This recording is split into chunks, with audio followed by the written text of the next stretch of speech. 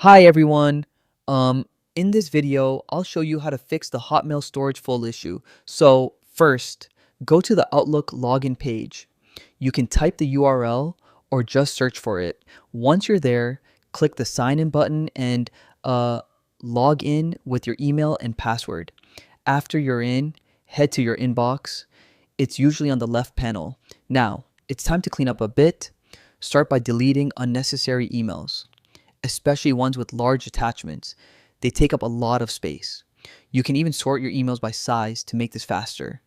If you're not ready to delete some emails, move them to a separate folder on your device for backup. Don't forget to check your sent items and deleted items folders too. Emptying these will free up a lot of storage.